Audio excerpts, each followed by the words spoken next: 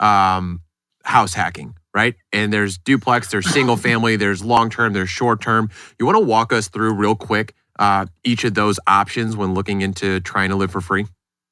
Yeah, so there's tons of options, right? It would take a lot long to go into every one in particular, but I'll go over a few. Okay. And so in the book, I talk about the comfort continuum. And so on one side of the continuum is profit, on the other side is comfort. And there's a house hacking strategy that kind of aligns on each part of this continuum.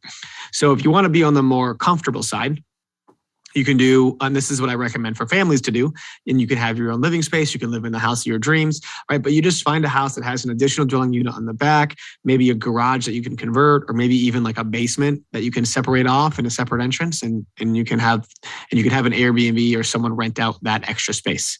Right. So that's kind of the most comfortable side. Now, on the opposite end of the spectrum, the most profitable side, I see this a lot with van lifers or rock climbers, right? And big travelers, is you can live in a van or live in a camper or something, right? And buy a house, have it be your primary residence, live in the camper, rent out the entire house. And so there's two ends of that spectrum, right?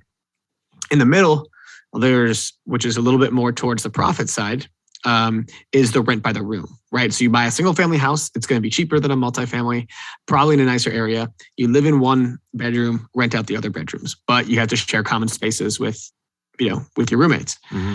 And then what's kind of a little bit in the middle, but more on the comfort side, is buying the 2 to 4 unit property, right? Live in one unit by yourself with your family, whatever, and rent out the other 2 or 3 units or whatever there is. Yep.